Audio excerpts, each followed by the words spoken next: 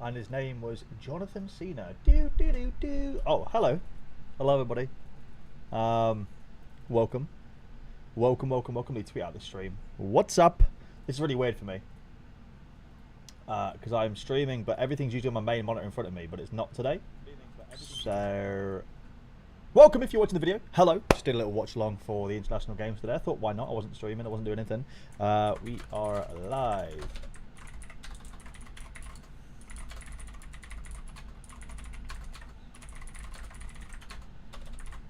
I might even switch things around, to be honest. There we go. In fact, I will do that. Let me go and do this. I'm going to put the football on my right monitor instead and put everything else on my main monitor just because it feels better for me.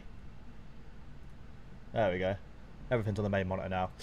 So we've got Turkey and Armenia and Portugal versus Slovakia. Scotland's also on, but I don't really have an interest in watching Scotland because I don't actually have McTominay in the lineup, but he could still do pretty well. But they're the main ones for us so far. Go ahead and there we go. Let me get actually a game up as well. We've got about 4 minutes till the football starts. Shall I refresh my Sorare as well? Make sure there's nothing to talk about. Oh my god, we got coins. We have coins.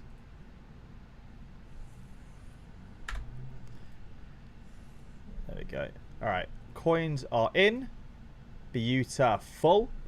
We did post a long form video as well on the channel today, which is great. I haven't posted one of those in a while, so I was very happy about that. So yeah, I was only lineup really. It was only lineups, but I was happy about it. I was happy that we could actually get a lineup video out. Josh, how you doing, mate? So yeah, I was actually really happy to get a lineup video out for the first time in a while. So yeah, realistically, which game do I think is going to be the most fun to watch? Probably Slovakia versus Portugal, I think. Yeah, I think Slovakia-Portugal is probably the more fun.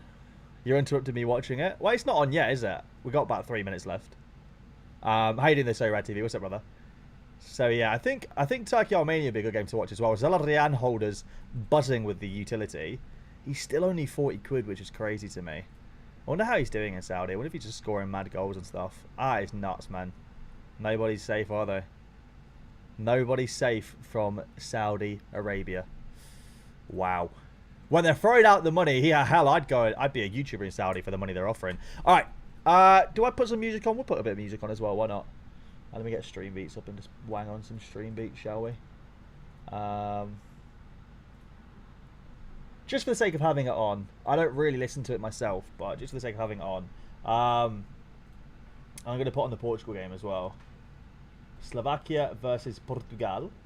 I'm going to kind of be watching it, but mainly talking to you guys, but kind of watching it as well. Oops. There we go. I have it on. This will be an interesting game to watch, though. I mean, I'm kind of expecting Portugal to just absolutely smash. But what's up, boys? Welcome in. If you guys are new, welcome. I don't really know if I should be pushing subscribers on this channel or not, to be honest. It's really weird. It's like, whenever I'm streaming normally, I'm like, make sure you guys are following the stream and stuff like that. But I'm like, do I need to be sat here every 5 minutes saying, hey, follow the channel or something? I don't really think I need to, do I? It is warm today, though. Holy shit, it's warm today. Are you guys, oh, do you know what? Does that, Alexa, turn off all of my lights? Sorry, I'm having trouble understanding right now.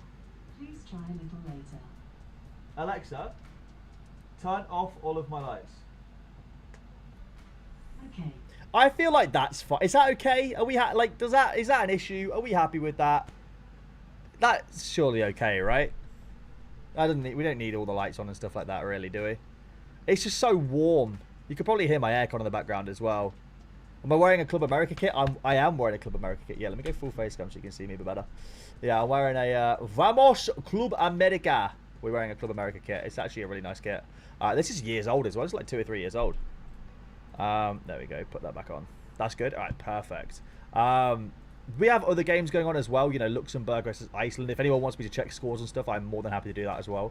But yeah, I thought we'd just do a little watch-along stream today. I've never really streamed on a Friday night, so I don't know like how many people are going to care, how many people are going to watch it. So yeah, I mean, we have actual lineups as well, which is nice. I'm a little bit like, even though I did my lineup video lineup builder video today, I'm still a bit like, oh wait, I forgot I need to put that here and that there.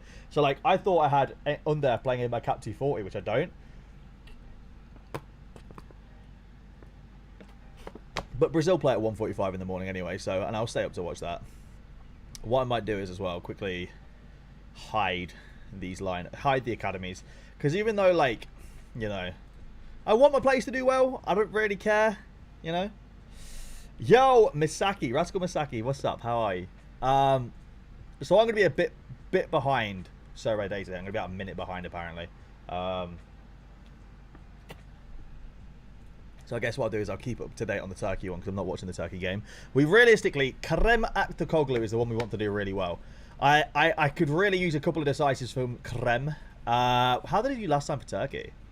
Last time he played for Turkey, he didn't really score very well, but he has scored very well in the past. He got a 97 for against Luxembourg, a 77 off the bench against Armenia last time, and that was with a bunch of duels won. Yeah, nice.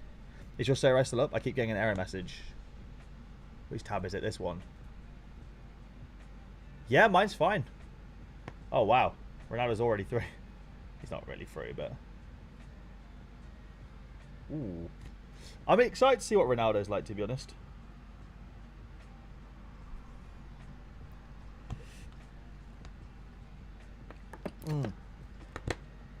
I have it on a stream, Charlie. I might be able to... If it's on Sky, I could probably get it... Probably get one game on Sky.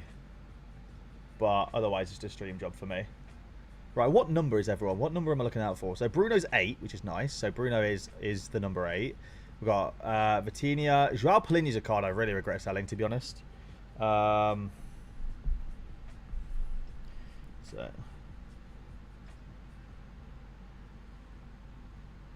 There we go. Okay, so we'll bear that in mind with the numbers. João Palhinha is one I regret selling though. I sold, so the only 2 players I regret selling, I regret selling 3 players this year. First one I regret selling is João Palhinha Super Rare. I regret selling this card. It was part of a trade, and to be honest, like at the time, this was a great trade for me because. I mean, FIFA, his average is 360, but it's really not. He is like, yeah, he doesn't sell for anything. I mean, his rare is 40 quid now. O'Haid is another one, like, his rare is 30 quid. And Morajige, his rare is like a tenner. So, although he's actually had a couple of banging scores after I sold him. And then Ingason is literally a 9 quid card. So I won this trade originally, to be honest. But... I do regret selling him because obviously there's potentially he goes to Bayern Munich in January and he'd smash it Bayern Munich. All-Star is already dead. You got... Oh, I'm sorry to hear that. I have Debral playing in Cup 240 rare. Let's see how he plays. I'm surprised that Usek starts. He's my only rare lineup in Cup 240. Yeah, I mean, I was a bit surprised. I thought Bardachki to start as well. I think he's been pretty good so far for Galatasaray, but, you know, it's fair enough. Yeah, so that... I regret selling Paulinho Super Rare. I also massively regret selling Amir Hadzimedovic's Super Rare. I sold his Super Rare. Like, all these sales led to me buying, like, the Galatasaray stack and things like that, so it is what it is. But I sold the 1 of 10 Amir Hadzimedovich, and... yeah, I regret selling that one as well, because he would have been really good to have with all my Turkish players. I wasn't expecting to go so heavily Turkish, but he's on the bench... Oh, wow, he's on the bench. Bosnia have already scored as well. Dzeko scores for Bosnia in the 4th minute. Petkovic scored as well. Oh, nice. That's pretty cool. I mean, I don't actually have him in any lineups, but the reason why I say it's pretty cool is because I just have Petkovic. So I just want Petkovic to do well, I guess. I'll keep updating this as well. I have rare Petkovic. I won him, so I'm quite happy about that. He scored from a direct free kick. What a baller. Go on, Petkovic. What a man. Anyone see the goal? I've got Scotland Cyprus up here, looking for a McGuinness masterclass. I've got Trippier in my strongest team. I just watched the England Inside Training video, and he isn't in any of the drills. It struck the fear of God into me. Elliot, what's up, man? I don't know. I think he probably should play. I mean, who else have we got as right backs, really? I wouldn't be too worried. But yeah, Paulinho is definitely one that I regret. I regret selling. And then the third and final one that I regret selling is Super Rare Mark Flecken. He's the other one I regret selling. I sold this card for about what are they saying, for like 0.888. Then he sold for like 1.1 after it, and then one sold on trade here for 1.3. Sorry, 1.6 in total, which is crazy. So I also regret selling Flecken because his AA's been phenomenal so far, and he seems to be Netherlands' starting goalkeeper as well. So I have regrets for that as well.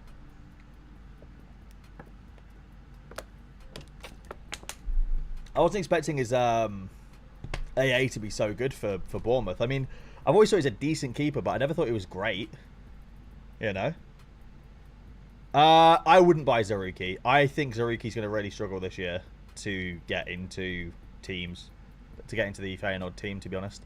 I see him struggling. Let's give this another refresh. Oh my word. Already Scott McTominay scored. Fuck! The players that haven't played are already scoring, man. What's going on? God damn it. What is... Oh, man. I have Super Rare Scott, and I didn't use him in anything. Oh, no. I feel like... hopefully I haven't messed up this week.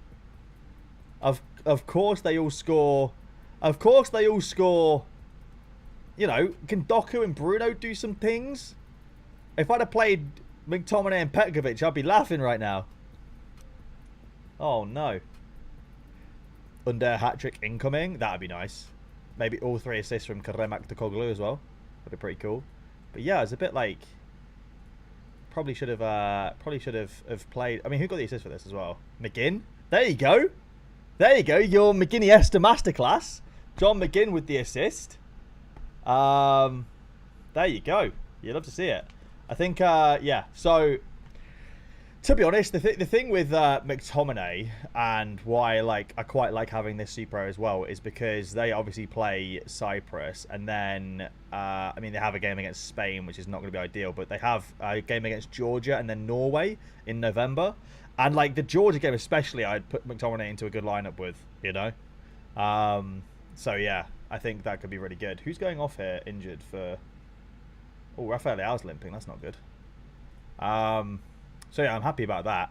How are we looking for Turkey so far? Nothing really. No movements. Corner conceded by Gunok. Spurzian already on 3AA. I haven't seen Bruno get on the ball once actually in this Portugal game yet. He literally hasn't. He's not been the ball once. Who do I need to perform? Realistically, Bruno Fernandes and Kerem Aktürkoğlu. Although I am kind of regretting now not playing either Petrovic or McTominay in lineups because I bloody scored in 2 minutes. What are the odds? Hello, Raul. How you doing, mate? So, and then obviously Bosnia are 1-0 up so far. Edin Dzeko. Somehow on only 1 AA, though. So, yeah.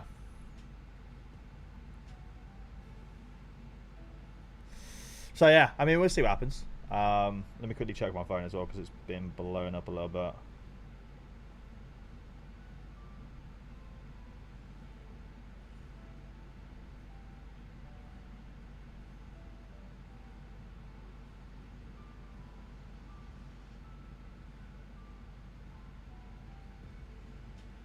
Ugh, whatever.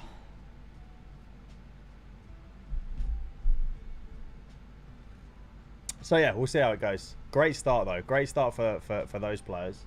Not for the players that I need to perform. That's why the only thing I don't like about international competitions is there's literally only one Rare Pro tournament in the entire game you can play during international competitions. It's really annoying unless you have under 23s. Let's go. Bruno did something, boys. Let's go. Bruno Fernandes did something. Really happy about that. Yeah. We love to hear it. That's going to be what, like a couple of points for Bruno. Brilliant. Good start.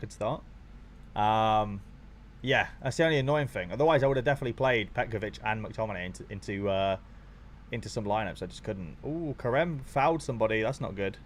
The Luxembourg stack of cooking. Oh, yeah. Who are Luxembourg against? Oh, they're against Iceland. 1-0. Shit. Barrero and Chanois. Chanois is always performing in these Luxembourg games, I swear. This guy's actually a baller for Luxembourg. Look at those scores for Luxembourg, man. This guy's actually nuts. I mean, how's he scoring the League 2? Is he... This guy's actually viable as fuck, man. This guy's actually a great scorer. Gonna be tough, but I can see it happening. You never know. He definitely doesn't need the clean sheet to perform well as well. That's the thing. Like, defenders can perform well without clean sheets, you know? That's a great start, though. Petkovic wasn't 100% to start. Like, not according to, like, Play Sharper. But, like, I'm not going to lie to you. He was going to start, I think. Like, I mean, so often I play lineups and it's like Play Sharper are like, well, maybe he's not going to start. No, he's going to start, you know? I think sometimes Play Sharper experts choose to err on the side of caution. I'm very surprised that Hadzimedovich is not starting in this game, though. I think, yeah, sometimes Play Sharper experts err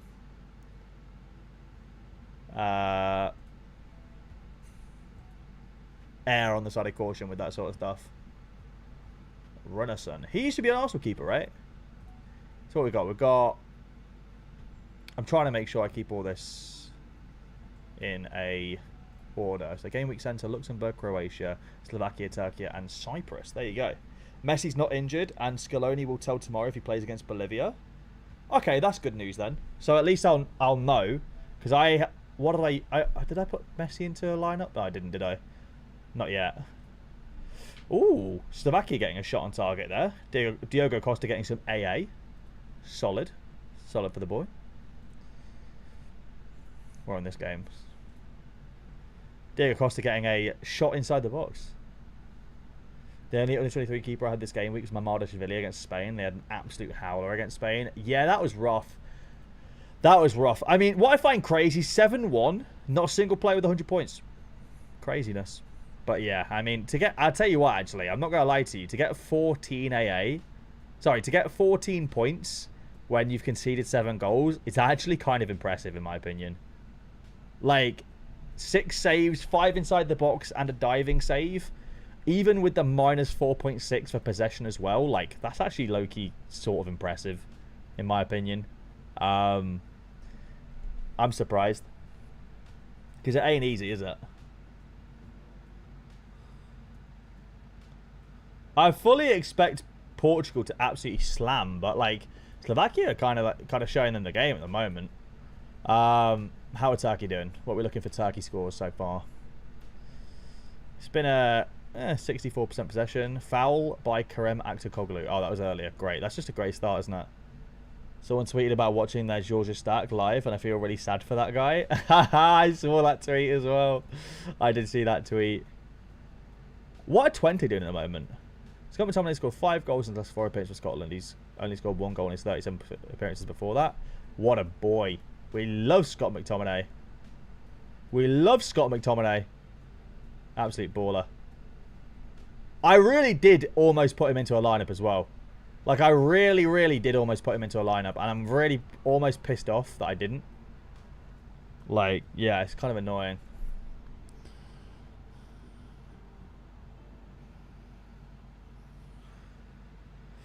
Oh, my word.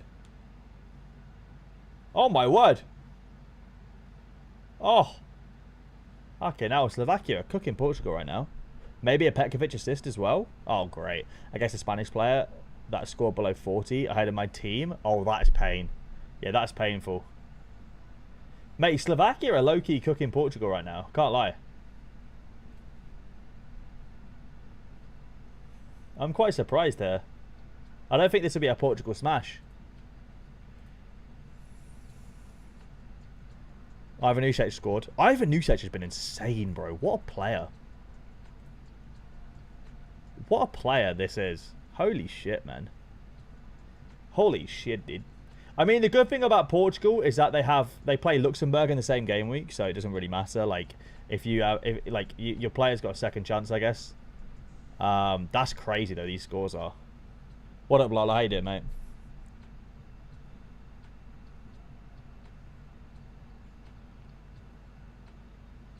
I feel like it should be every 3 goals conceded should be a negative decisive. Mama conceding 7 goals, only having 1 negative DA, stupid in my opinion. Could not disagree more. Could not disagree more. I actually think the negative decisive for goalies conceding 3 is so unfair. Like, so ridiculously unfair. Because how often do goalkeepers concede goals that literally aren't their fault at all, and it's because of some horrific defensive error, and it's like then the goalie gets punished for conceding those goals. Like, did he get a big chance missed? He did. Hopefully he gets the assist though. I mean, I don't. It doesn't really matter for me anyway, does it? But it's like, it's so like, Mamardashvili shouldn't be punished with a negative decisive because his team suck ass. It's not. It wasn't his fault, you know. How would you point the keepers? Easily, bro. Goalies lose 4 points for a goal anyway, don't they? 3 points. Well, I'd say you probably bump it up to 4 points for a goal conceded, and then you just let them fucking get destroyed by AA. Oh my word! 2-0 to Scotland. Might be Niven McGinn assist there. Bloody hell! Go on, Scotland. I'm guessing Petkovic didn't get the assist then. Not one error led to goal shows most goals be all on him. Disagree again. Completely disagree. That just doesn't. That isn't like the truth at all. Oh, okay, makes sense. Jasper, that's pretty cool. Like, let me go to the Spain versus Croatia, Spain versus Georgia game, right? Spain had 72% possession, 33 total shots, 12 on target, right? Like, an error led to goal for Cavalia, right? But also, like, look at the AA from the defenders. Oh, I mean, it won't be. Like, this is what I mean. Like, look at the AA for the defenders here. It's very clear that Georgia just got bent over by Spain, right? It's easy. It's so easy to have a negative decisive with a keeper or to have a decent score. You need a clean sheet, but maybe times the keeper has a crazy game and concedes one, and then it's 40 points. Exactly. Like, I do think keepers are fundamentally underscored. I mean, this is the thing, right? Mamardashvili lost 21 points for goals conceded, and I actually think it should be 28 points for goals conceded. I think you make it 4 points and you remove the negative decisive, because I just think it's really, really unfair. I think Bruno might have just got a beat. Oh no, you got a shot on target. Fair enough. Yeah, so it's like it's I don't know. I think it's very unfair, very, very unfair sometimes on goalkeepers. I'm so sure to see Gavi score. Yeah, and Normand as well. But that's just it, man. Because with a goalkeeper, like, it's so hard for a goalkeeper to actually get, for example, a 60-point game based on AA alone. Especially considering the other thing I think stupid with goalkeepers is how much they get punished for possession. Like, losing 0.3 for possession lost and losing, what, 0.2 for missed passes. This doesn't make sense to me either, because how often does a goalkeeper get forced to just punt the ball long because there's no option to pass it out because their defenders put them under a lot of pressure? It's like a defender passes the ball to a goalkeeper to avoid pressure, putting the goalie under pressure, and they just have to hoof the ball out, otherwise they just lose the ball, concede. It's like, but the goalie gets punished like crazy for that. I find that really stupid. Like, it makes no sense to me that a missed pass is 0.2, a possession lost is 0.3, but an accurate pass is 0.1.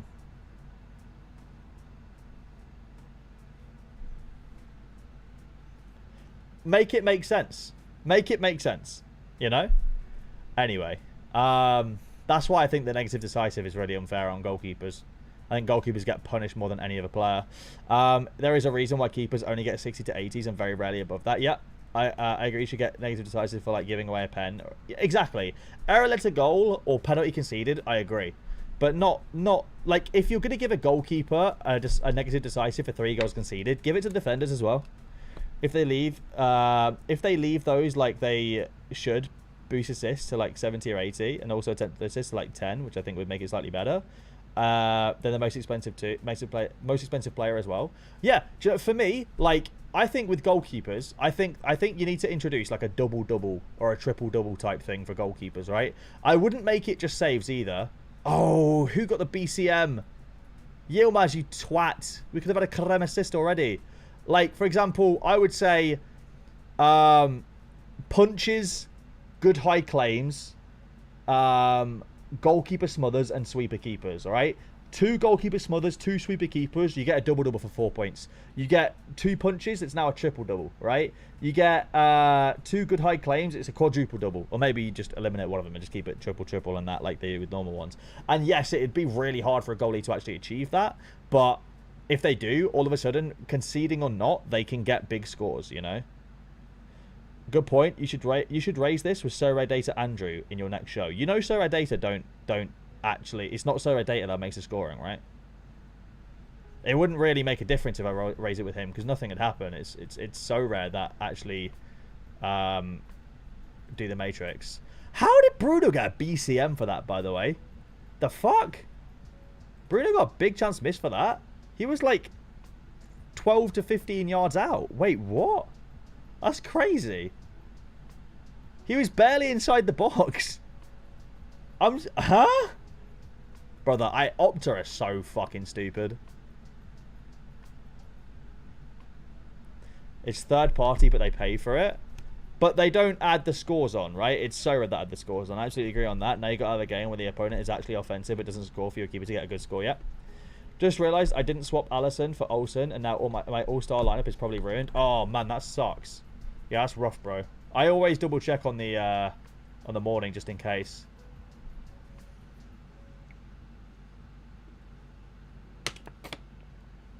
I can't believe Bruno got given a BCM for that, by the way. That's crazy. I think that should get removed. That's nuts. I hope what they did with the Gold Cup and Under-23 international tournaments, they do again for next tournament, and Sorare score those games. Your boy Barrero's balling out for Luxembourg. Yeah, man, guy's on a really solid score already. He's on a really solid score already. He's actually really good. I looked at buying him because he plays for Mainz, right? Yeah, he plays for Mainz. I looked at buying him one time, like as a sort of hold, because he's not expensive at all, and like can get those big boy scores, and he's a really important player for Luxembourg as well, who actually win games. Might be someone I look at for like the Euros if they qualify. Because this is the thing, like I don't know if it's I was debating making a video on this, like a long form video on this. Is it too early to start looking at the Euros? I don't know if it's too early yet or not. Allison is much better than Edison. I'm not saying that just because I own an Allison. No, I agree with you 100%. Just hang on, let me read up. The missed pass should count as much as good pass. It's quite stupid. Celtic Jota not registered at Outlet had a return to Europe might be in the cards. Yeah, I think he will return to Europe. I wonder if his price has started going up because of that. I imagine it will have. Not really. I mean, 200 quid for this card. The only thing is, like, he would have to go to literally back to like Celtic, for example, in order to get these scores again. Like, I don't think he would hack it anywhere other than a team like Celtic. Like, he's that kind of player. Maybe in like the Jupiler Pro League or something like that, you know. Oh, did Bruno get his BCM removed? No, he didn't get his BCM removed. Great. That's always fun. How? I just don't understand how that's a BCM. Whatever. He got a couple months' wages, going to dip. Fair play to him. He'll probably get a payout as well. They'll, like, the thing is, he could hold the club hostage. I don't know what his wages are, but I'd imagine he's getting paid a few $100K a week.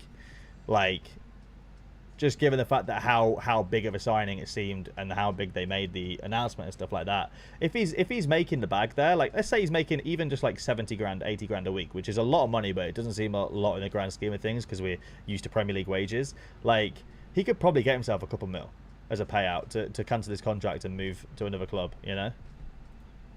How's Croatia looking? Yeah, like, this is the thing. Euros less than a year away, definitely worth slowly planning for.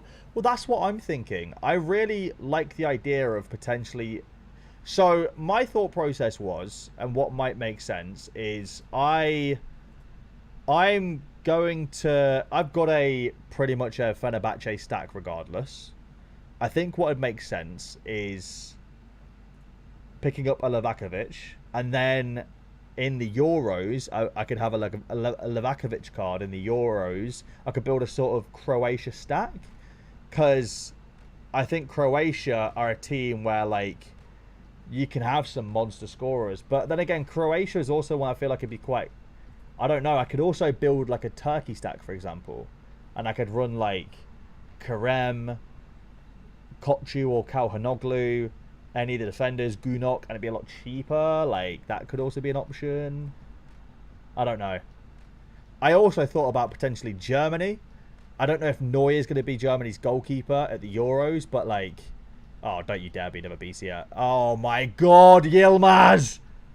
Are you joking? Alright, the good news is Kerem's going to have mad AA. So if he does get a decisive, we're going to be looking good.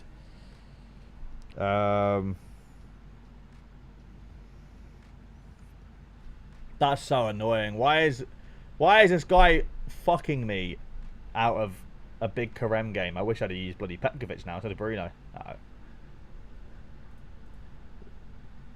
Bruno's got another game though. Turkey were horrendous in the last Euros. They were, but I also think there was a lot of pressure put on Turkey in the last Euros. Like, everyone deemed them as the dark horse, and I do feel like that level of pressure can get to people. I think Turkey have the ability to beat teams well, you know? And especially in the Euros, like, if they get a relatively good group. Do you know what I mean? So they have the ability to smash at times.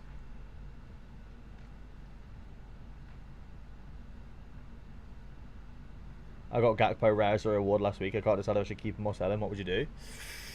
It's an interesting one. Gakpo's got a lot of utility because you've got the league, the Europa League, and international utility as well. It seems that he is a nailed-on starter most of the time for Liverpool, Netherlands, and I'd imagine in the Europa League as well, because he's a young player with a lot of energy. It's a really hard one to decide.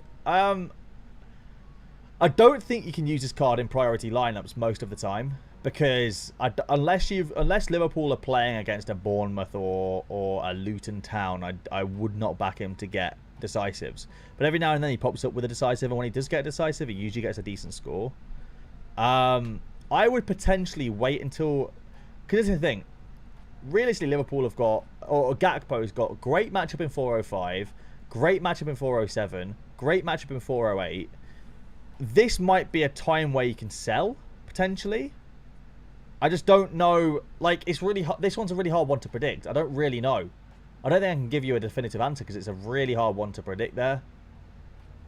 Kerem's out here balling out, bro. Absolutely balling. Go on, Kerem. I'm doing good, Jonathan. How are you, mate? Is Copa America 2024 or later? I think it's 2024. I think. Not 100% on that. How are the Portugal scores looking? I can't, like, Bruno's just stinking the gaff out at the minute. I still can't believe you got a BCM for that. That's ridiculous. João Palhinha's balling out as well, though. João Palhinha always balls out for Portugal, though, realistically. Actually, he doesn't ball out, but he's like a very, very important player. Yeah. We'll see how this goes, though. Like I said, they have a second game in this game week against Luxembourg as well, so you'd hope and pray that Portugal can batter Luxembourg. So weird seeing Ronaldo playing, though. I don't know, he just looks so old. Bloody Ronaldo. What's his best ever score for Portugal? He ever scored 100? No, he's never scored 100 for Portugal. Against Luxembourg last time. I mean, there you go. That's what we can hope for, right?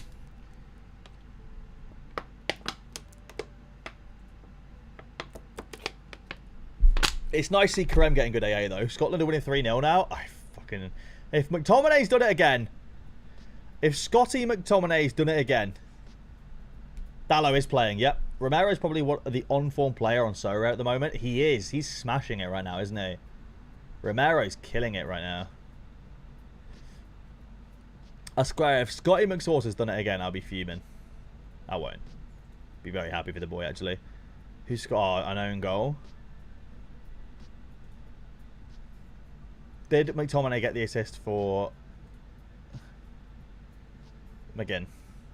Shot from outside the box. Nah, I reckon it'll be Robertson, actually. That's my guess. You captain McGinn. Let's go. John McGinn.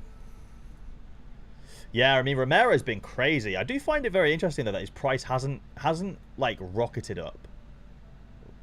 It has from here, but not from here. Like, after the third 100, you kind of expect it. I mean, that is crazy. Oh, shit. Who's down for Portugal? Don't be Bruno, please. Is Bruno any? I see Bruno. Bruno's okay. Who is that? Who wears those boots? Oh, it was Scott McTominay with the assist. Are you kidding me? For fuck's sake, man. He's got his super rare rotting away. I don't even think I've got it in Academy either. Oh, bloody hell. That's so frustrating. Karen with the shot on target. Oh, he's pulling you down, Fairs. Oh, that's actually so frustrating. Oh, you numpty. I just didn't like. I knew Scotland do well, but I didn't know if they do this well. Oh, I should have known. It's Cyprus. I should have put Scott McTominay in the lineup. Realistically, my issue here is not having enough players. I should have like, because I can only put him in rare pro or super rare. I should just go out and bite the bullet and buy a super rare goalkeeper that starts for a national team at some point, and then I can play a Cap 240 super rare lineup or something like that. Ah, that's annoying. Ryan. When will you learn, buddy? When will you learn? Never is the answer. Never. To be honest, I probably could have put together a Cap 240 super rare lineup actually, with a four-man Cap 240. I could have put it together a four-man Cap 2. I know. I should have had Flecken. I know. It's my own fault. But I sold him, and I've had 2 second places with the players I bought with Flex. You know what would be funny is when I get a shit ton of McTominay offers tomorrow. Let me see if I've already had any offers for my super rare McTominay.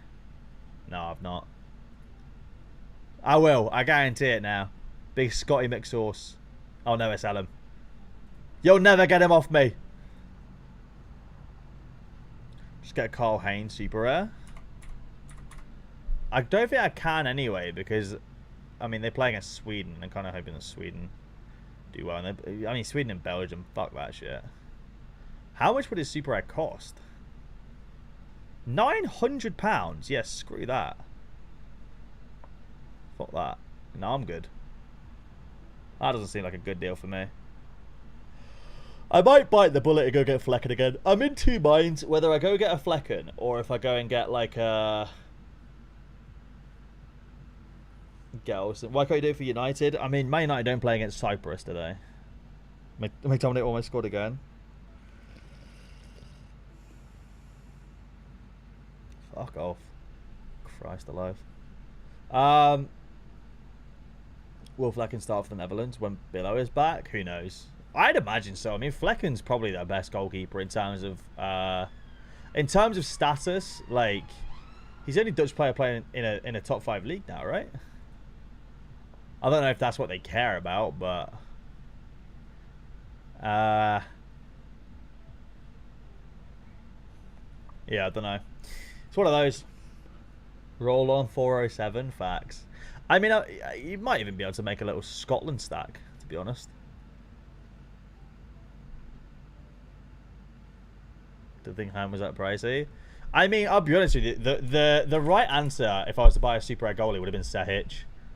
Pretty sure this guy was like 400 quid. Pavel sold one a month ago. For like, yeah, 0.4. Oh no, 0.475. So like, that would have been the right answer. If he plays, that is. But who knows? Is he playing for Bosnia right now? He is. I mean, they conceded to Liechtenstein, actually. It doesn't really matter.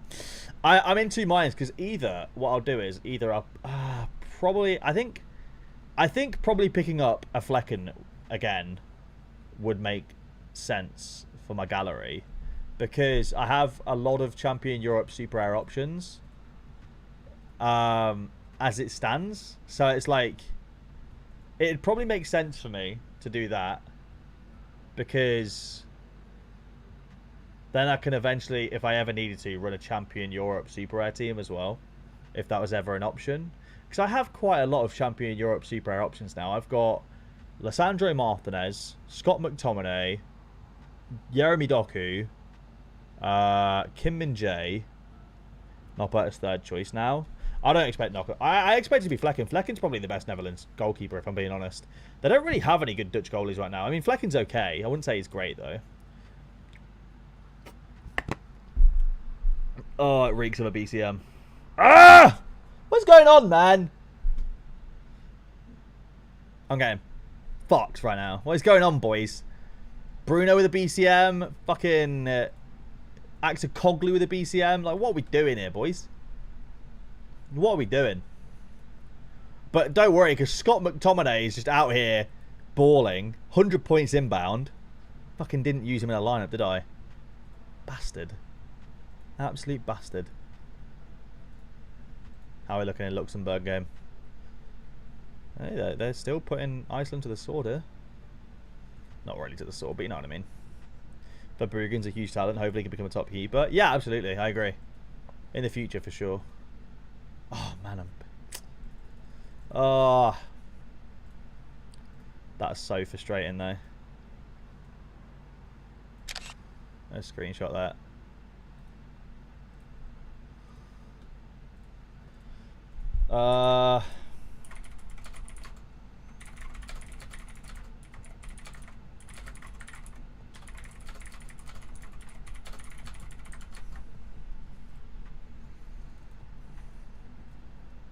McTominay scores like Kimmich when he plays for Scotland? Yeah, literally. Well, it's because he's actually been scoring a bunch of goals. This is the thing with McTominay, is that his AA game isn't amazing. But he just scores goals. 2 goals against Spain, 2 goals last time against Cyprus. Probably should have known that. I mean, he did get good AA against Ukraine as well. I wonder how much Gunn is, actually. How much is Angus Gunn? He plays for Norwich still?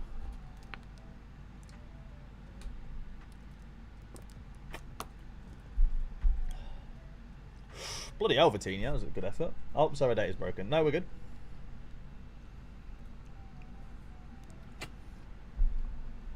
I mean, do you know what? Maybe I could guess. Maybe what I could do is, and this is me being a bloody idiot, but like, fuck it.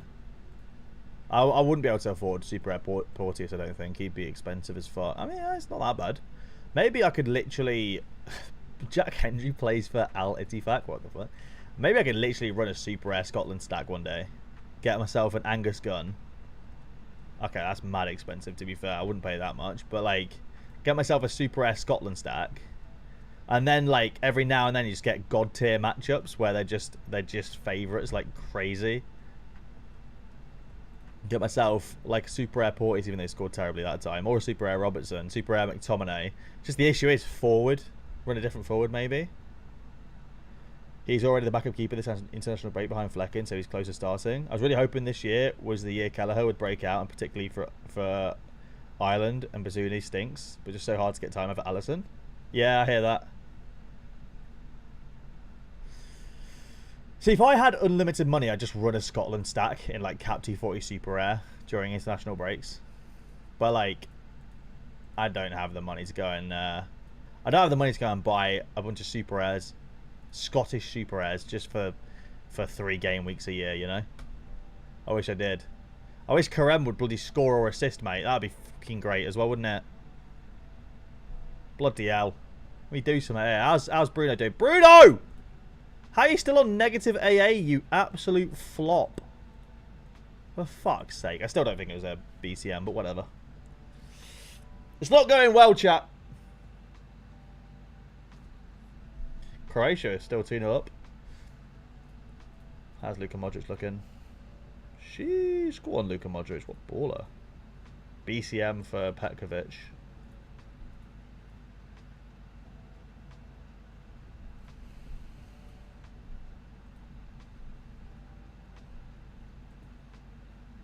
Fairs.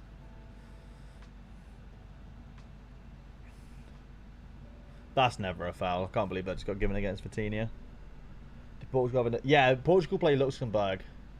So, like, you know, he might sub Bruno off in like the 60th minute, and then he might play against Luxembourg as well. Which, so I'm not like too worried with Bruno. I think he might get another chance at a big score against Luxembourg, but we'll see. We shall see. How are you guys doing this game week anyway? Anyone done well so far?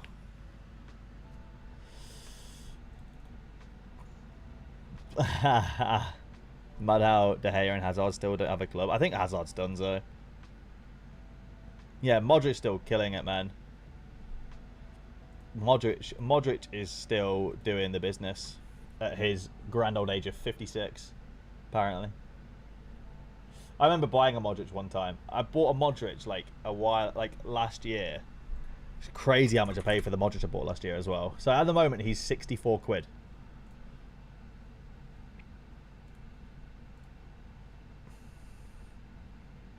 Bought him for £792. Sold it for 571. That's crazy. Prices used to be ridiculous, man. Prices used to be crazy. Like, crazy. Some people that are new to Sorare don't realise how much prices used to be. Let me show you this. Tony Kroos, £99 card, right? When I joined the platform, Tony Kroos sold for £8,000. £8,000.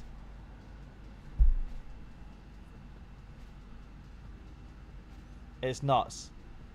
I actually bought him and then sold him because I decided it was a bad idea. And I made 100 quid on him, so I was like, fuck it, I'll just take the money. But, I mean, he did used to score like crazy. He still scores really well, but he used to be the best. I don't want Ivan Usic now. He was Kimmich level back then? Yeah, he was. Speaking of. Oh, man. This is going to hurt to look at, but we're going to do it anyway. I didn't even buy Kimmich at peak. I could have made so much money. This is the thing, right? So I bought a Champion Europe team back in 2022, right? Around March 2022. And I paid around 30 grand for the team and could have sold it for about 50k nearly, right? And it's like, it's funny because players like Kimmich went up to like 16,000, right? Like 16k. Now he's down at, I mean, he's back up to a little bit now, right? I think that 100 points really helped him because people were really losing faith in Kimmich. Even though Kimmich is literally like, oh, Slovakia nearly scored. Kimmich is one of the best, man. Like, this is the thing. People see Kimmich have a couple of meh games and they just don't back him at all. But Kimmich is incredible still. Do you think Veerman's the best midfielder on the platform right now? Currently, right now, yeah, absolutely. 100%. I just fear with players like with Veerman because it's like the thing I always worry about players like Veerman. First of all, right? Do I think right now he's the best? Will he be in 2 weeks? No. Or 3 weeks or 4 weeks? No. The reason why he won't be in 4 weeks, Bruno? Really?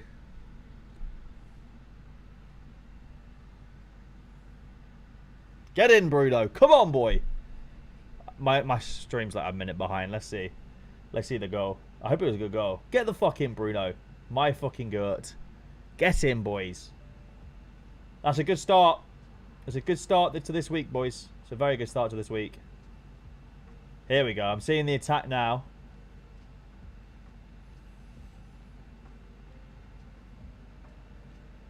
Oh, that's a fantastic goal. Holy shit, that's a great goal. Oh my god, Bruno Fernandes, that is a fantastic goal. Oh my god, Bruno.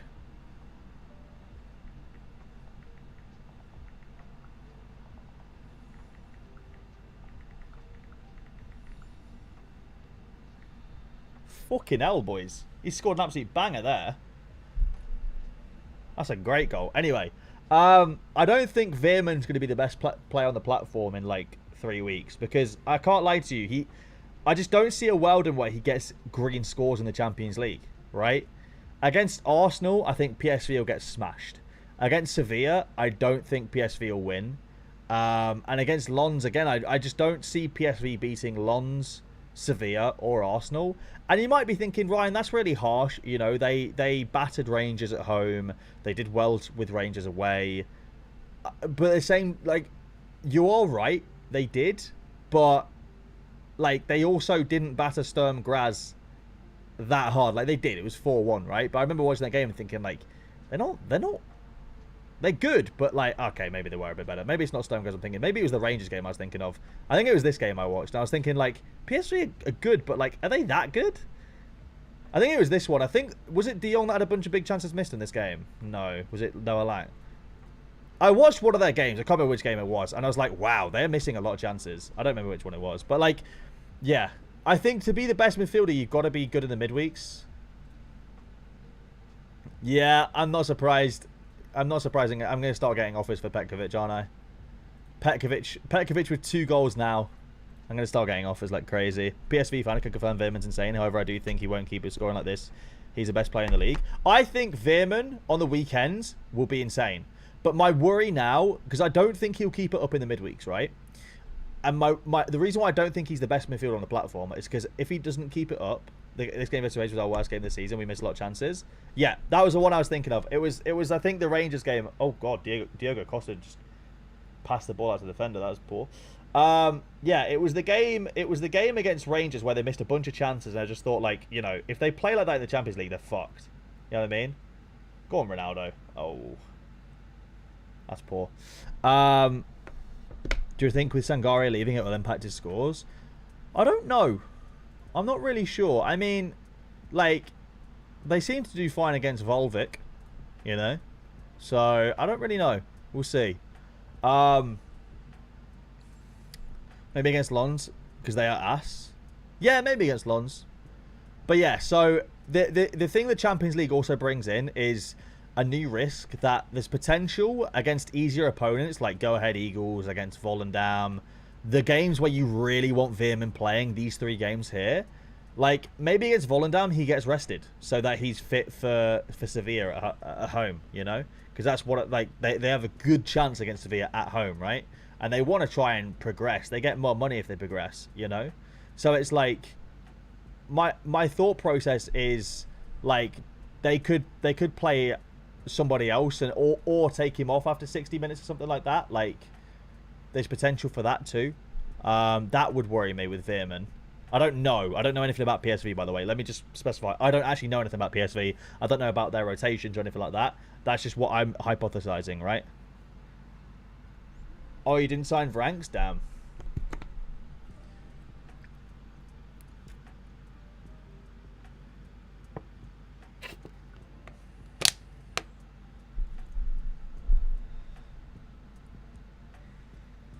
He's a doughboy? What's a doughboy? Yeah, fucking doughball. That's what that reminds me of. Yeah, Modric balling out. Holy shit.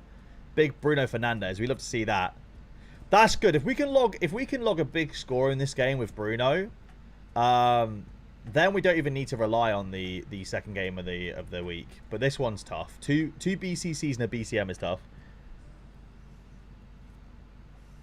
The main backups for Veerman are the backups for central midfield. But, like, here's the thing, right?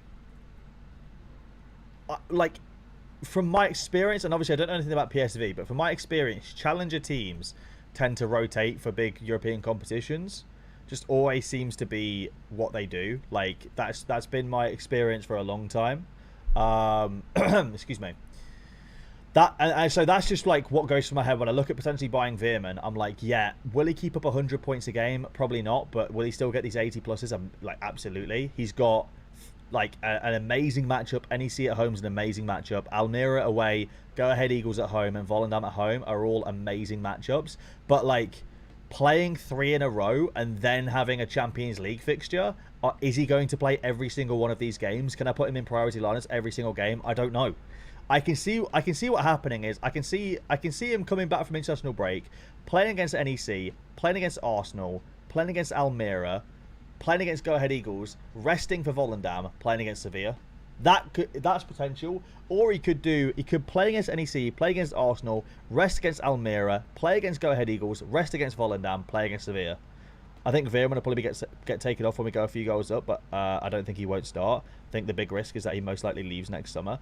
That's a risk, but I don't see much of a risk in having a year's worth of utility with a player, especially a player of those scores, because you can win back the value very quickly, right? If he's an elite player. I mean, for me, the big one was Muslera, right? I've picked up on Muslera, and we've not even really started the season yet. And I've already won 5 cards with this Muslera, and I'm only going to get a year's utility with him. But I back that most weekends, especially, probably not in the midweeks, but most weekends now, I'll probably get close to, if not, get a reward. Almira are the worst team I've ever seen. They F's going to rotate with a couple of players. Yeah, I would say so. I would say so. So yeah, I've managed to make a solid amount back. I've already clawed back about £300 from this Muslera, and I bought him for 1,000. So I think with the rest of the year, I should make back what I paid for Muslera. So then the risk of losing him at the end of the year, I should hopefully have won back enough to go and buy a replacement, right? So yeah, there's that one. I wonder if any Dokus have sold recently in Super Rare. I wonder if anyone's done trades for Doku. No, last one was still Chain Link. I do think people are a little bit stupid when it comes to the Doku Super Rares, right? I see people listing them up for crazy cheap sometimes, but like, because they don't fully expire, it doesn't go on the expired listings. But like, I saw someone have him up for £2,500. I just thought, like, if you're patient, you can make... If you're patient and Doku starts a few more games, he probably shoots up in price. Have you been using Nep's collection tracker? I've started using it with my supers, and it helps ROI to stay on track with strategy. No, I haven't. I just have it all in my head. I'm really bad with spreadsheets. I just don't really understand. Like, my brain doesn't function with spreadsheets. It's really weird, but I just have like a really weird thing with spreadsheets. It just doesn't work in my head. I don't know. That's really cool. That's really cool. Whoa, that was loud as fuck. Sorry. That's really cool, though. I've always wanted to try that drink, but it looks horrific. Foden, Haaland, Doku is a future front three. That looks very scary. I agree. You'll clean up some rewards this season with that stack. Yeah, that's the thing. I mean, had I have played the full stack, so I picked up Karim Demirbay, who I think will play most. I think Karim Demirbay will play most league fixtures due to the fact that he's got dual citizenship. Had I have played him in this lineup, I would have got the extra 20 points I needed to get second place. So I would have came second and actually won a super rare coffee, the goalkeeper, which would have been like an ETH card. Really frustrating. Obviously, you know, that's tough. You say that, Mr. Meaty Chunks, you think, like, you say that, but I'm not going to lie to you. I really don't think. Like, I think with how Man City manage players, I don't see him being injured that much. I look at it from the same standpoint as Haaland had horrific injuries at Dortmund and really hasn't had too many injuries with Man City in his first year. I think he'll be managed quite well. I don't think Ndombele will be nailed on for Gala at all. It's the same way I didn't think Zaha would be nailed on, and he wasn't. Yeah, I don't see a world in where, like, for me, Ndombele is a cracking player. I'll be honest with you, the fact they're buying him to be a number 8 makes no sense to me at all. Apparently he's going to be competing in the number 8 spot with Oliveira and Demirbay, and it just seems illogical and stupid. Like, he is a number 10. Like, as a player, I've never seen a more number 10 player in my life. He is perfect for a number 10. You fucking take old man Mertens out of that squad and put Ndombele in, you know? If you need other interesting plays, you look at Shooten. He started the last 2 games as CB because Bella Kotchap wasn't signed yet, but he'll play as a 6. Shooten.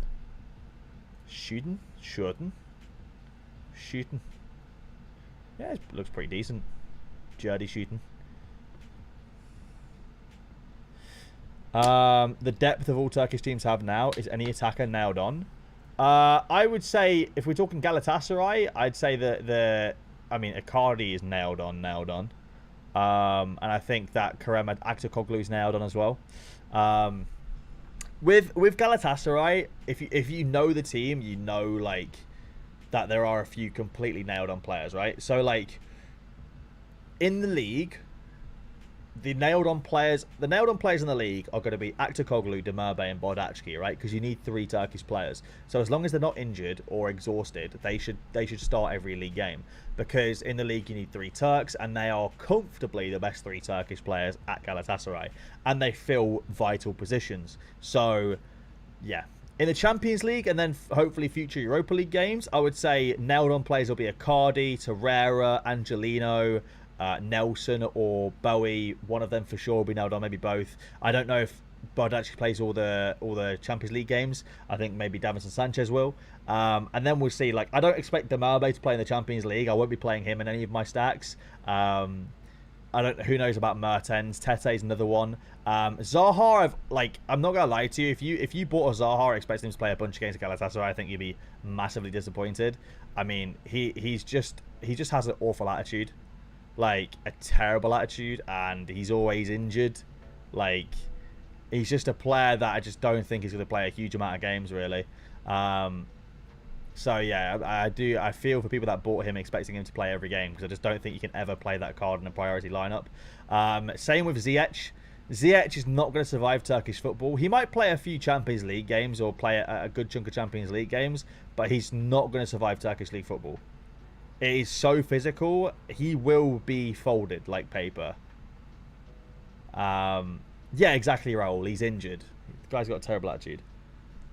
Like, he would rather rest and not play than fight for his position and stuff like that. Like, it's a bit like Neymar. Like, Neymar used to get these injuries where, like, was he really injured? So, but yeah. So I mean, I think Ziyech is going to struggle. I think Ziyech will be another one of those players that doesn't play because he's injured all the time. Like, I don't see a world in where Ziyech gets a ton of game time at Galatasaray either. I just don't think he is a player that's cut out for Turkish League football. Like, for Turkish League football, you need to be strong and, like, almost ratty. Like, you know? So you need to be able to, like, really throw yourself into challenges. I think Fred's perfect. Like, gives 110%, got an engine, and he fights, and he's ratty, and he's fucking, yeah. So, Andy Robertson would be perfect with Turkish footy. Yeah, he would. Like, you just need that kind of mentality, like, fearless, strong attitude, you know? It's so nice going on here and seeing, you know, McTominay 75, Petkovic 74, Bruno 67, and then knowing like half of them are not even in the fucking lineups. The ones that are bloody not doing anything. It's really annoying.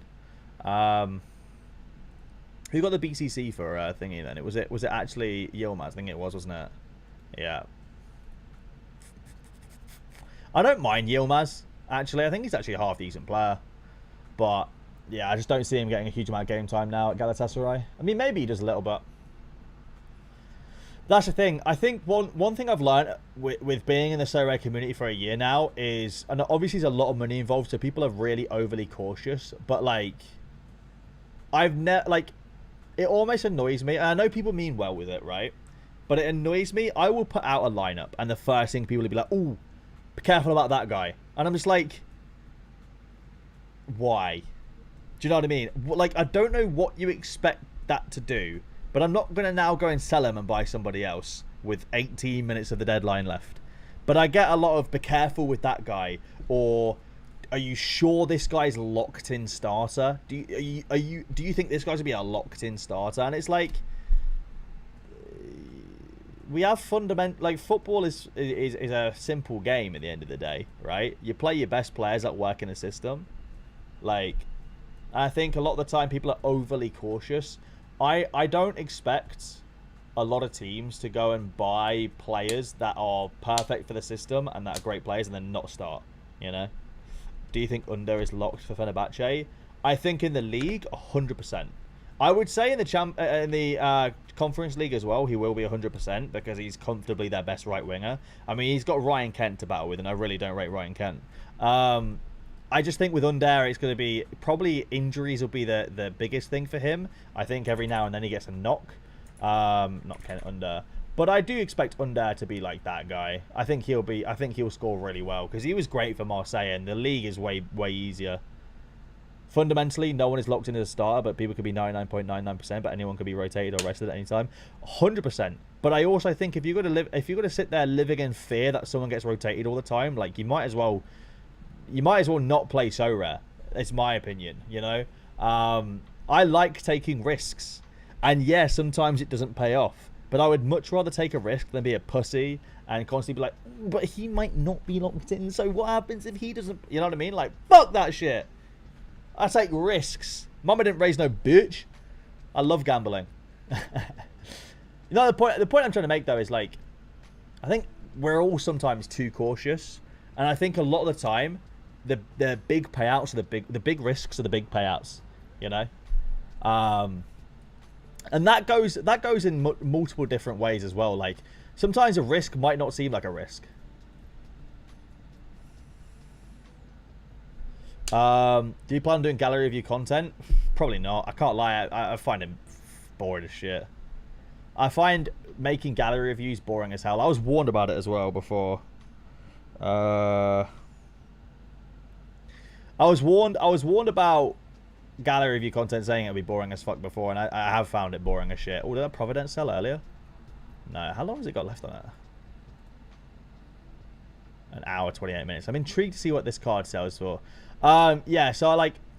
the issue is with Sorare. Sorare is as well a very simple concept by the best players, and it's like... So it's really hard to look at people's gallery, and like... There's nothing more boring than gallery reviews. I agree. It's like this is the thing, right? Like if I let me go on a random. I'll go on Josh's gallery, right? Sorare Josh, because he's in the chat. So I'm looking at Josh's gallery, right? And oh, you've got Jung Sung Ryung. Is he gonna start? If he is, why don't you go buy the defender from that team? That's literally everything. It's like fucking mind-numbing, isn't it?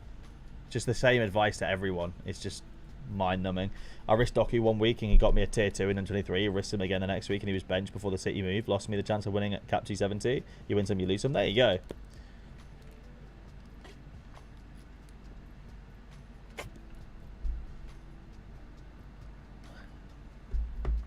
I bought Salah, big risk. This is the thing. I don't think Salah was a big risk. I never once thought Salah would move. Now, I took the piss because I hate Liverpool. Oh, I thought he... Never mind. I took the piss a lot, like trying to joke with my... trying to joke with my followers and stuff that support Liverpool. Like, oh, he could move. Bro, there was a 0% chance Salah moves. 0% chance. And it's like... They're the risks that I think are people being overly cautious in the Sorare community, which I understand there's real money involved. I'm not saying don't be overly cautious, like you do you. But for me personally, I don't find that to be risky at all. You know what I mean? I am not... like, it's the same with... I went to buy a super rare Varane on stream a couple of weeks ago, and people were like, he's linked to Saudi. 0% chance. I bet my followers like 10 grand in that stream that he wouldn't move, and he didn't.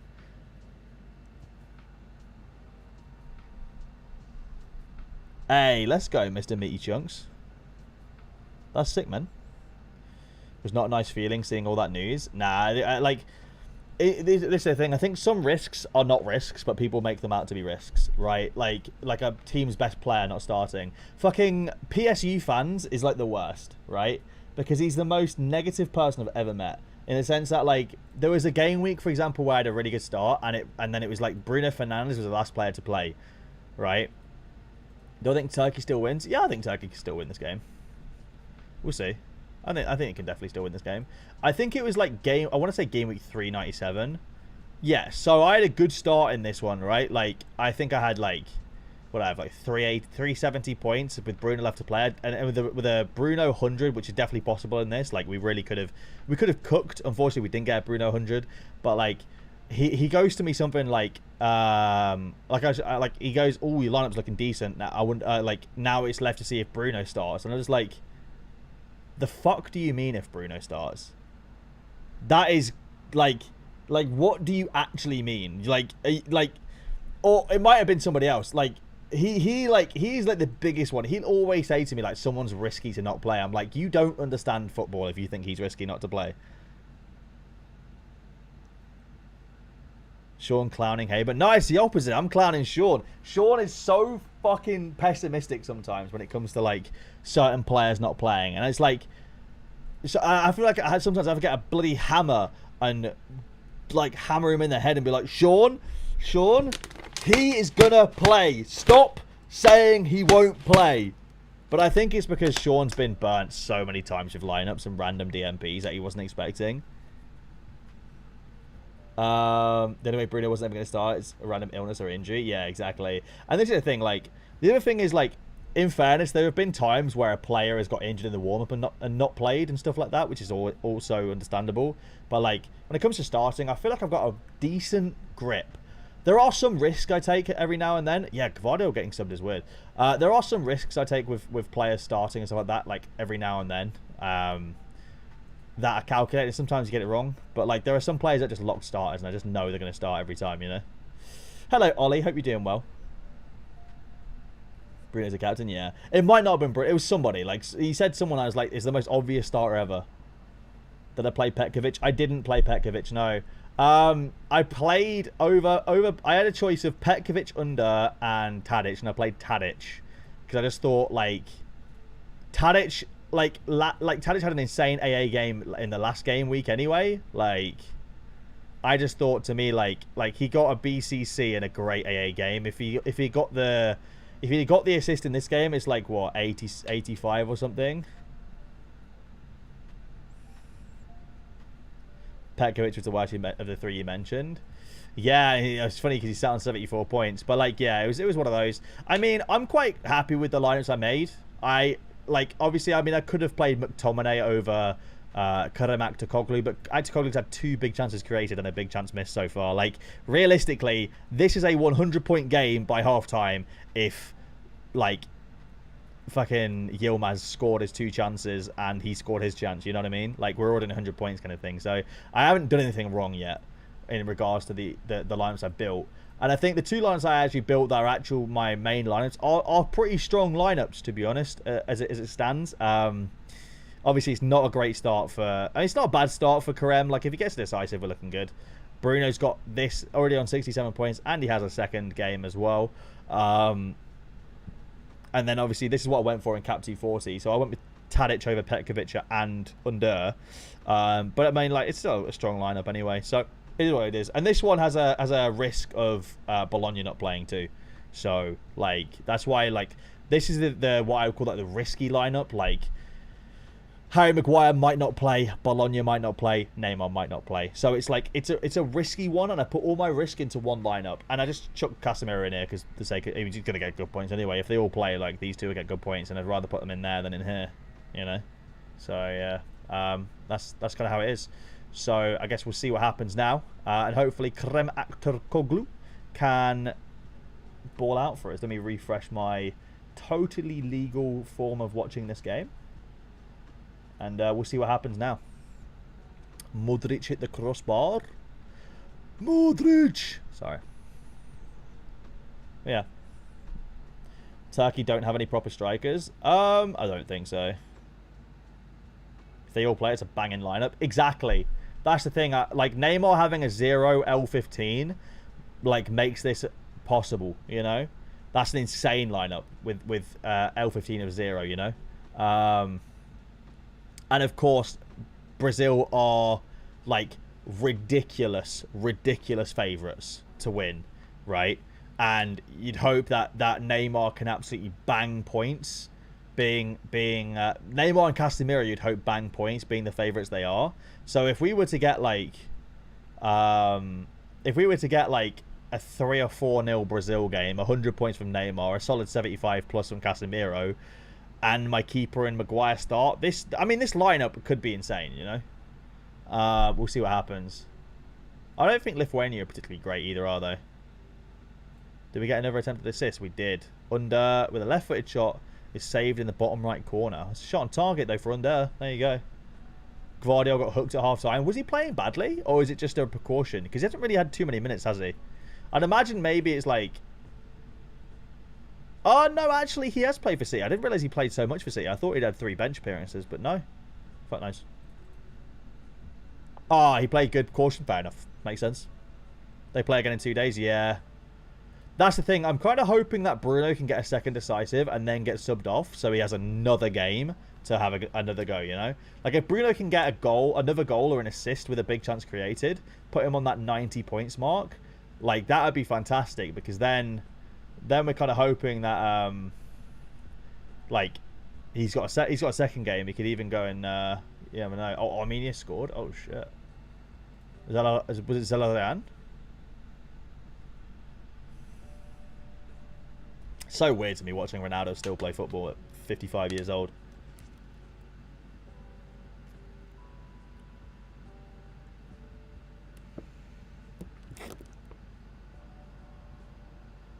I can't lie, Vitinha is stinking the gaff up for Portugal. One of his, is that, wait, are you sure? Wait, where is it?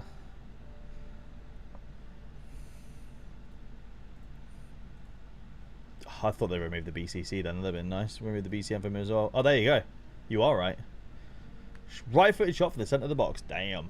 I wonder if Zella Rayan had anything to do with it. Wonder how many people played Zella Rayan actually.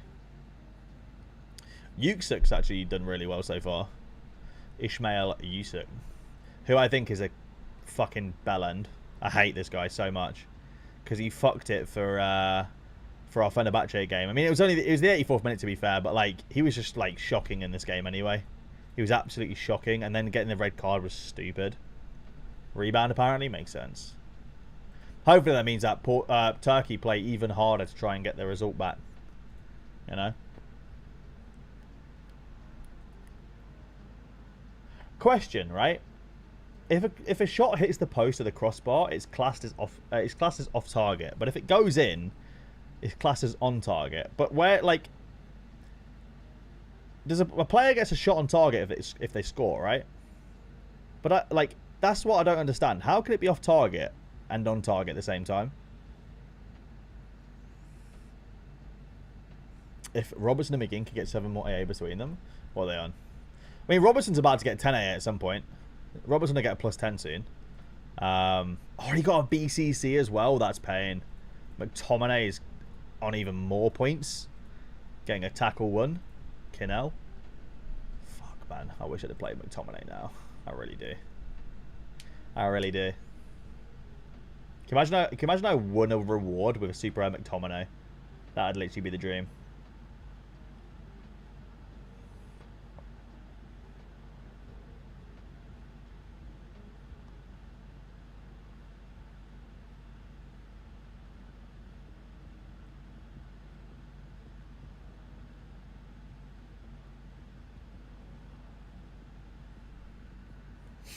I'm just watching this Portugal game. I know I'm a minute behind, but I just want to see how they're playing. I've got Scott by 4-man 240. Got him again, Porteous and all different lineups. Pain. Yeah, that's rough. If Actacoglu gets a decisive, like, I'm not gonna be too upset. Imagine Scotland go to the Euros. You have to make a stack now. Nah, see, this is the thing. I don't have a fucking infinite money glitch. I don't have the money to go and put a Scotland stack together, you know? And this is the thing. With international competitions, you can only play one Rare Pro tournament. So it'd either have to be a Super Rare stack or I make a Rare stack for cap modes. And it's like, I'm not going to go and spend $5 grand on a Super Rare Scotland stack. I'd rather literally shit in my hands and clap. I have Robertson and McGinn together, and Rob BCC was to McGinn, which would have been perfect. Yeah, that's pain. That is pain. International rewards are mid as well. Hey, Roger, what's up, man? Thank you for the support, bro. I appreciate it, dude. My go.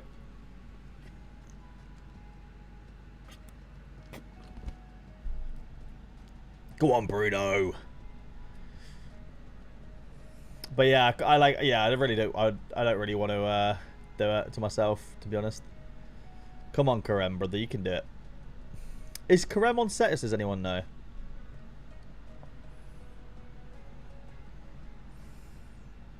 How are you though, buddy? You good?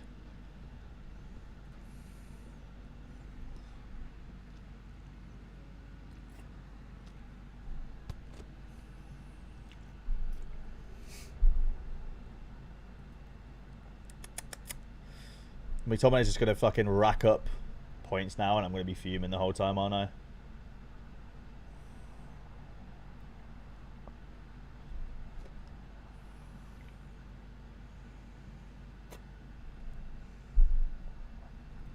You're from India? Welcome from India, bro.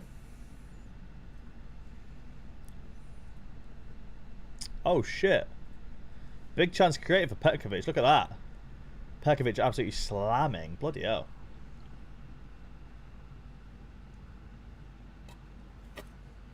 Makes me trade a third goalkeeper, so I gotta put together a lineup with him. That's all. Like, this is a thing, right? So I was in Laird's off topic with Laird's stream earlier, and he was talking about putting together lineups. You're putting together your best lineup instead of putting together multiple lineups. And the thing is, like, whilst I agree with him, it's very painful when you've got cards that you're not putting in lineups, like McTominay and Petkovic, that get big scores. That, like, it makes it more painful when you don't put them into big lineups, if you know what I mean. Like, really frustrating. Especially with a gallery of my size that I can't really afford to bench huge cards, right? And when I look on this and I see in my lineup I've got Kerem Aktürkoğlu on 47 points, and then out of my lineup I've got Petkovic and McTominay super rare, and they're 80.9 points for a super rare. Like, he'd be on 100 points after the bonus. Very annoying. Like, but I obviously didn't have the cards to make another lineup, but it's one of those where it's like, oh shit, we get another BCM from Robertson. Oh wait, just a Robertson assist. You're about to get 10 points for Robbo though. You're about to get 10 points for the thingy. Liechtenstein goal. Wow, you tagged me in it. Let me have a look.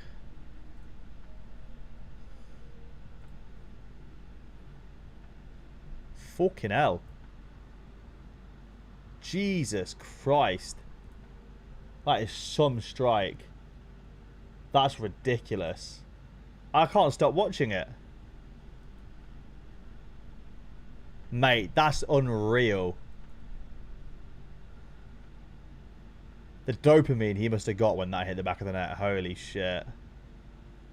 That's crazy. What was the caption? They scored their only goal this Euro qualifying campaign, but what a goal it is. Yeah, that's nuts.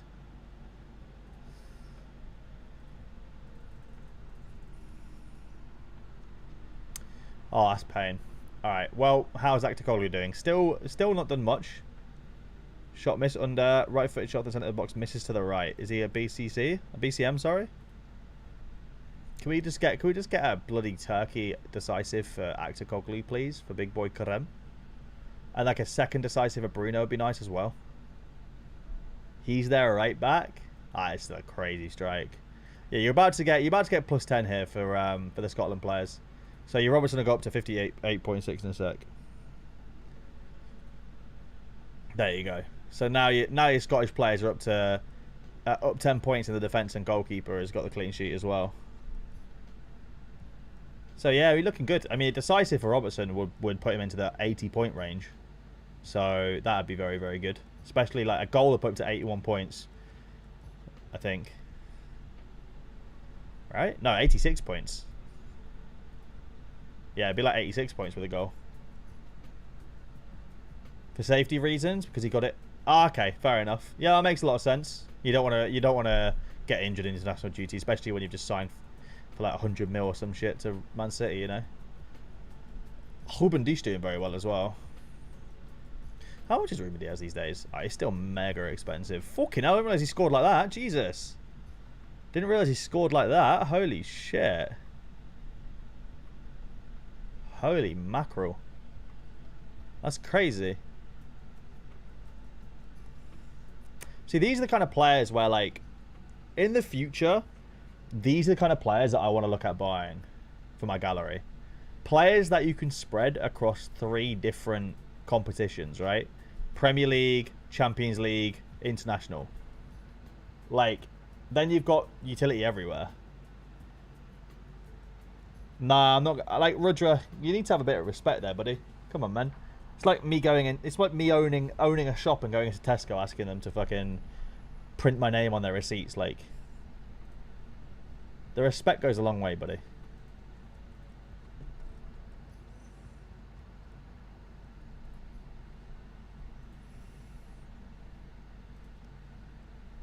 Ooh.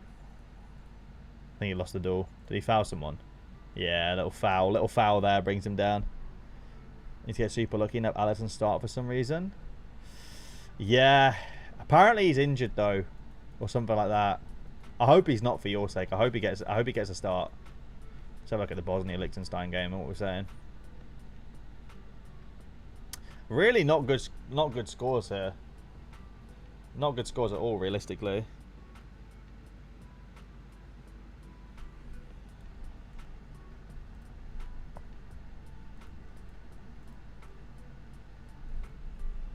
Rubendish on 75 points. Let me quickly read this as well.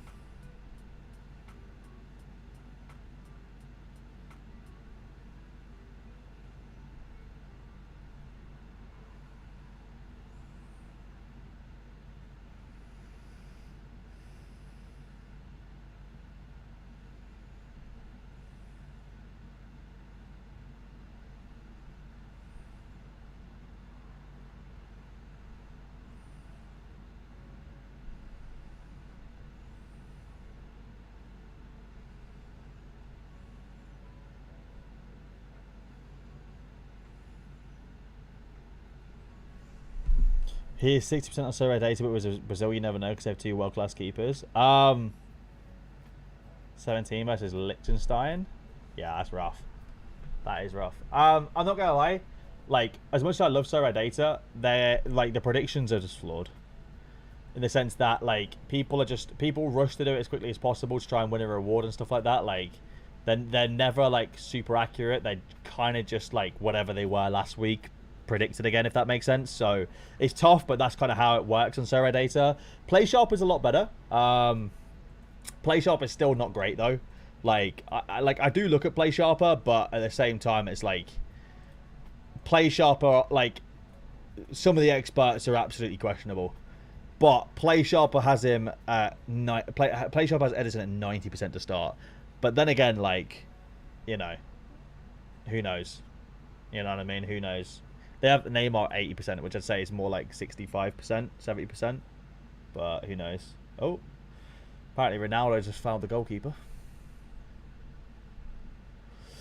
Cristiano Ronaldo, sweet. So yeah, I try and do my own research and also use other tools like PlaySharper and Sorare data at the same time. It's like you can have the best of both worlds. PlaySharper and Sorare data are generally decent to double check injuries and suspensions, but are only good enough as a guideline. You got to make decisions yourself. Exactly. This is the thing, and I've said this before. Like, I think there's some PlaySharper experts get very defensive, but it's like the truth of the matter is, I think the word expert is the issue there, right? Because like, respectfully, they're not experts. They are just people that support a club or from a nation.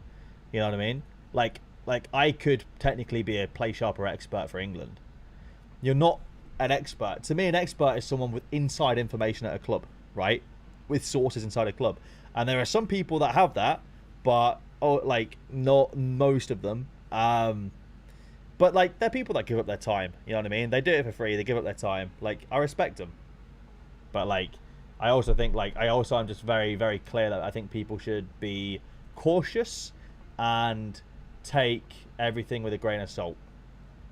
You know? The reason the Brazil team is so heavy percentage is because the Brazil team basically got confirmed by Brazil media this morning. Makes sense. I'm just looking at these substitutions for Portugal here and seeing if Bruno's being left in or not.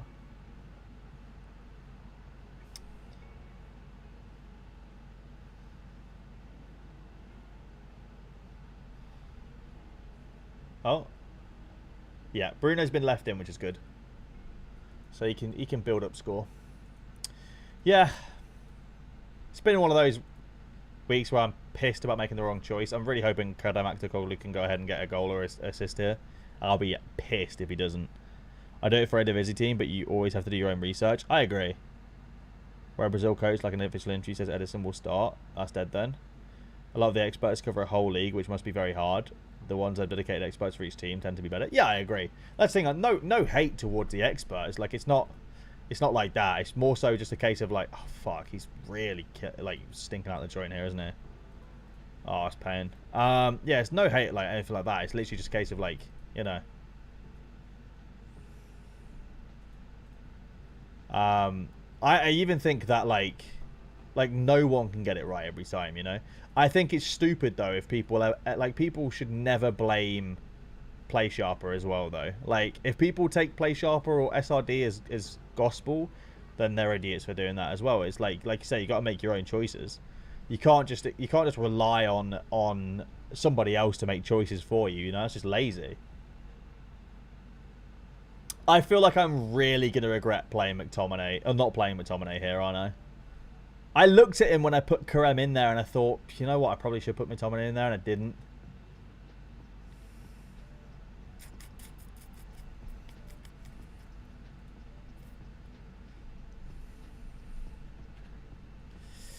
Pain. Turkey been dominating this game as well.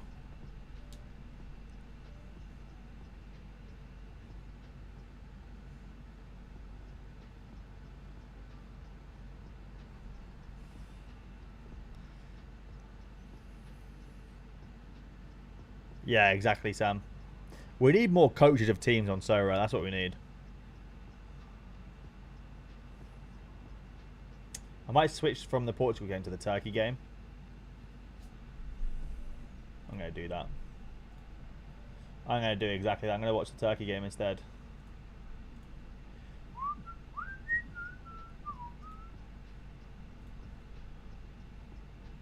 I just want to see how Turkey are playing. Hey, we're the Prem expert. What's your top 4 prediction? I'm not a Prem expert. My top 4 prediction is Man City, Arsenal, Man United, and Liverpool. That's my current top 4 prediction. But we'll see what happens.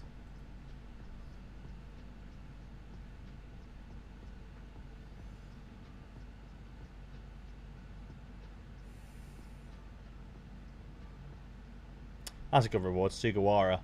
I'm a little bit worried that 4 of his super rares have been minted already, though. These cards have been out for a week and a half. Like, that kind of worries me a little bit, that 4 Sugawara super rares have already been minted. Like, it's kind of mental, some of the mints already. Like, Petkovic is... Bloody hell. Go on, Petkovic. 84 points. What a goat. Bloody AA machine, mate. Like Petkovic has been... This one... What is this? There's 16. 16 out of 100 already. Crazy. Placeover didn't have that. It did have the Holland game on for a while. I wonder what Petkovic is worth these days. That guy who got a super rare for 6 hours ago for 1.1k, that's a banging deal. That is a great deal.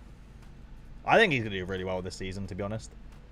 Like, I think even though they lost Ivan Usec, like, I think they're almost going to have... I think Petkovic will almost be better this season because of it. Although, to be fair, he had 2 penalties this game, but you know what I mean. Bruno up to 70 points, which is nice. Petkovic should be an ETH+. Petkovic won't move, and he's one of the best in the league. Yeah. Oh, they scored a 4th goal. I just realised. Who scored? Kramaric got a goal as well. Damn, we should ban Croatia stacks. Wish I had Levakovic now. This guy's a beast as well. This guy knocked me off of 1st place the other week because he got a 90-point score against Lugano. Like, piss off, you know?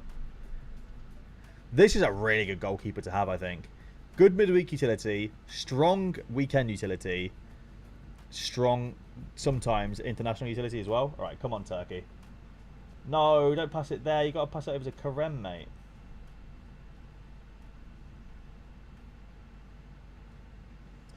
Porteous with the 100. There you go. Fuck, it hurts seeing that 84.4 from McSauce. That hurts a lot. That hurts an awful lot seeing that, you know?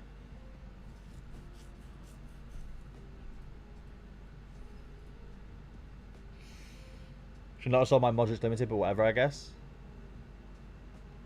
I think scores will be huge to get a reward this week. Probably. When do Portugal stop paying Ronaldo? When Ronaldo retires. Oh, bloody hell. Bruno Fernandes. 73 points now. What's he got that for? Attempted assists. Fair play. Go on, Bruno. Bruno. Came from Sporting like Cristiano.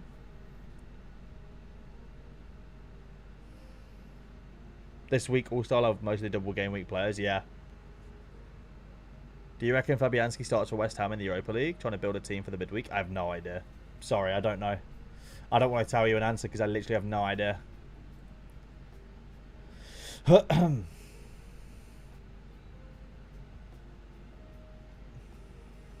Got Livakovic in my all-star limited team, but Yusuf Sari as well, who benched. Dallo decisive would go down really well here. What are we looking at? Dallo's a monster scorer when he plays, by the way. Apart from the when he plays at left back is a bit meh, but like Dallo is genuinely like elite tier when he plays a lot of the time. At right back, left back not so much, but like at right back he's solid. Especially United at home, like bro's an absolute menace. You know what I mean? Especially based on AA alone, he's just an absolute menace. He's got that potential, you know. I've thought for a while about, like, because I would like to get another Super Rare from Manchester United. I thought if I make a big purchase, I was thinking about Super Rare Rashford. I just don't, like, even now at left wing, I just don't think he gets the AA. Luxembourg 2-0, wow. Holy shit. Luxembourg. Protein bore. Robertson's got 3 attempted assists now. Yeah, he's up to 71 points, man. The Scotland stacks are absolutely raking in the rewards this week. If you've got a Scotland stack, you're loving it. Apart from the forward, if you have a forward, it's rough.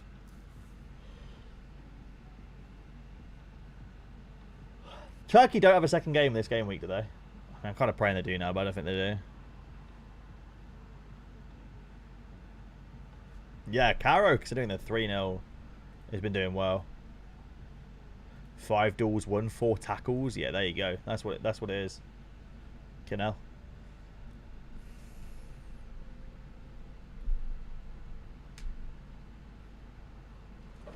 I'm doing good, Robbie. How are you, mate? Is that nice? Fuck knows. How are you, fella? You good? Go on, Bruno. Climb, my boy. Climb. Climb the AA ladder. Karem with what? Another attempted assist?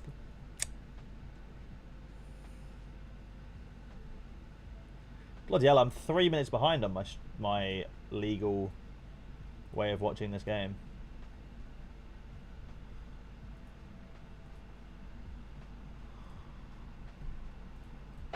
Ah!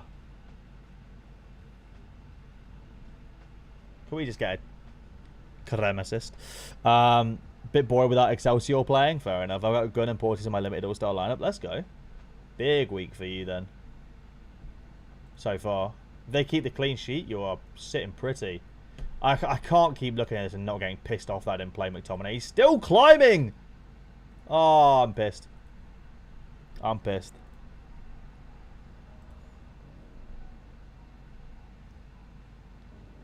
I'm pissed.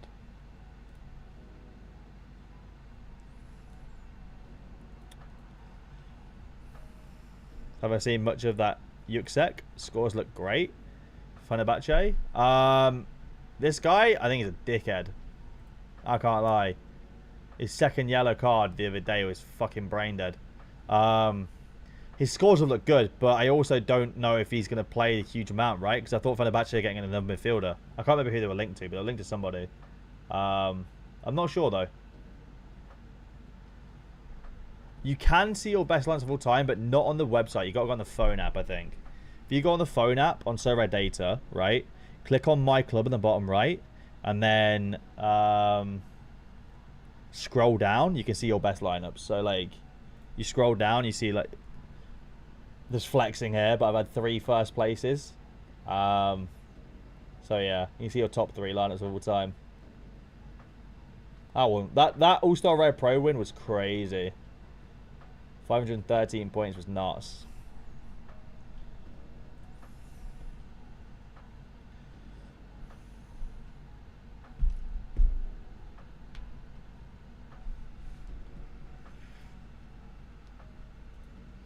We are like, we need a bailout decisive here from Karem Aktakoglu, otherwise GG.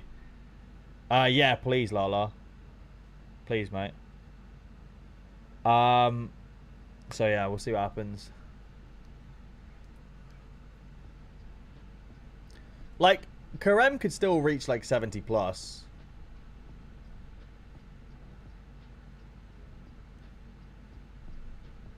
What, it'd be like, if he got a size, it'd be like 75 plus. He won't reach McTominay level, but they'd be close. Pain. Game's not over yet, though. McSauce off the post? Damn, dude. He's balling out for Scotland, isn't he?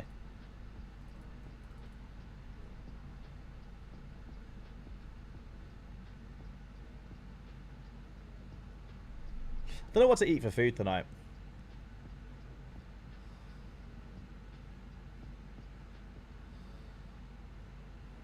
I'm glad I didn't play under so far, though. I mean, he's not looked awful, like AA wise, but it's not amazing. Do I play poker? Not much. Is Subway open? Don't know. I don't really fancy Subway though. Go on, Karem, lad. Ref, that's a foul. That is a terrible foul as well. Karem just got fouled by the goalkeeper. What prick.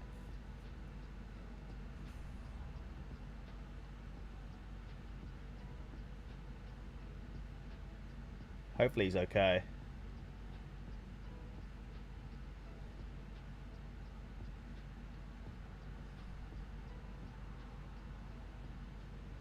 Yeah, he's alright. He's fine. He's fine, chat. How's the game week going? It could have been better. Oh, come on, Bruno. Oh, big chance created. Who was it? Was it Ronaldo? Of course it was Ronaldo. Fuck's sake. Bloody Pendu, man. Game week's going decent so far. You know, we've got Bruno at 80 points, which is solid for my captain. I am gutted I didn't use McTominay. He's on fucking 86.6 points. Would have been an insane start. You know, if we do get a bailout decisive from Actacoglu, we'll be very happy. But I don't know if it's going to happen or not. I'm gutted that I didn't use McTominay now, though. But yeah, Bruno's looking good. We'll sort of see what else happens. And then we have Cap 240 as well. Yeah, I really need a bailout from Karem Actacoglu. If we get a bailout from Actacoglu, like, we're good, you know? We are good. But if we, like, until then, it's not looking good. Oh, that was almost a great ball to Actacoglu as well. The Bagford is just eating AA. Just need a pen save now. Yeah. 83 points for Bruno now as well. Kinel. He is really, really eating, isn't he? What was it? I was 5-0 to Croatia. What have the Croatia game back on there? He scored for Croatia. Bichka de Martinera.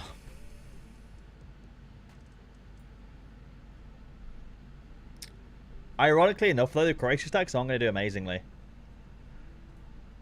My £35 Perisic purchase worked out well. Yeah, it did. He's a good scorer for Croatia. When Sorare data loads. The defenders have not done very well for Croatia, though. Unless Barisic is in people's teams.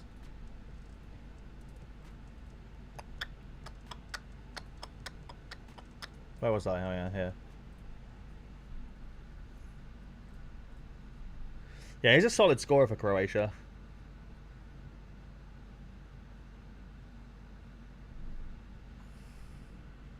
Plays all over the place with Croatia, apparently.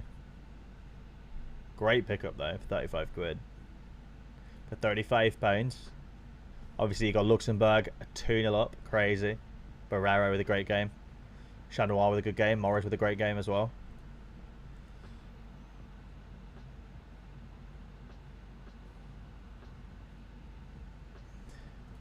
Come on, Actacoglu. You can do it, buddy. You can do it. You can do it, buddy. I really hope I'm not going to regret playing Actacoglu over Bleak Scott McTominay. I'll be fuming. I'll be fuming. Scott has looked insane for Scotland, though. I heard they named it Scotland after Scott McTominay, actually. I need to quickly check this one sec, boys.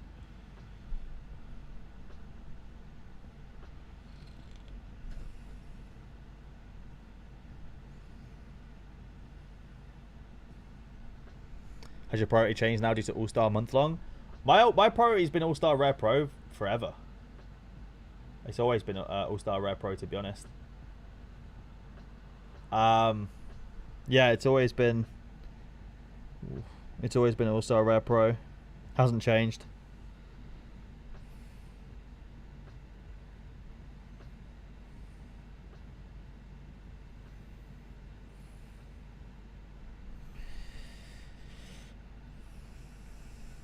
I think, like, to be honest, I don't think it should change anyone's priority, if I'm being brutally honest. I think that if you change your priority for the month-long competitions, like, if you weren't prioritizing All-Star before, like, if you weren't prioritizing All-Star before, I don't see why monthly rewards should change your priority.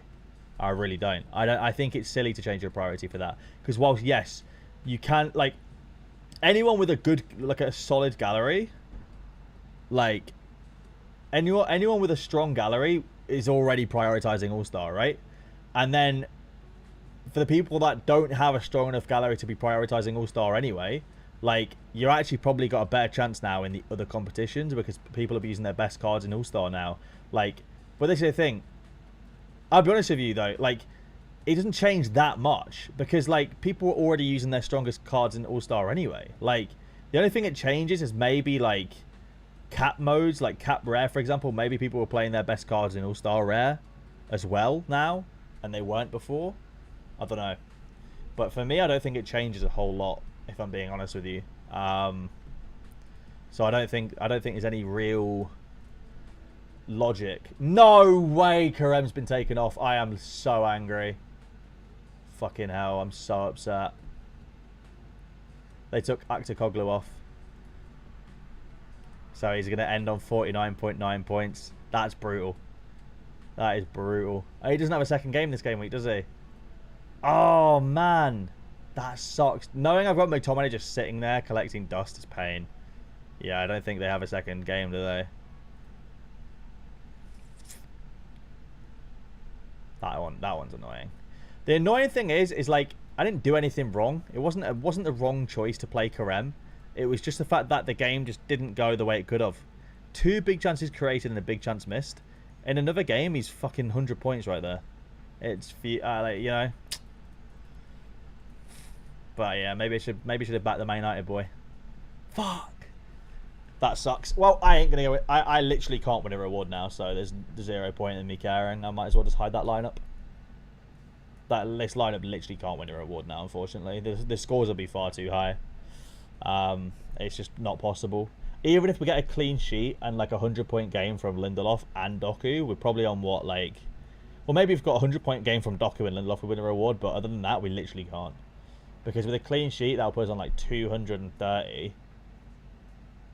Lindelof... I mean, even with 100 points from Lindelof and Doku, that would be, what, 450? Still probably not enough. That's tough.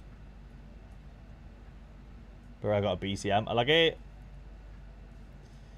That's brutal. Turkey looks shit, dude. I'm never putting my faith in Turkey again. What a terrible, terrible country for football.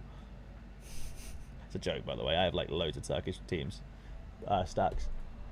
Yeah. Alright, boys. Well, I'll be honest with you. My lineup's dead, so I'm going to probably call it there. It was fun, though, while it lasted. Definitely don't want to go and cry.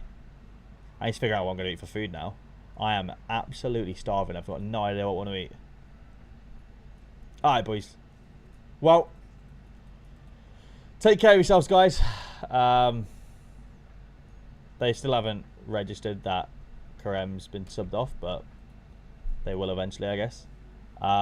Take care of yourselves, guys. Have a good one. I'll catch you all in the next stream or the next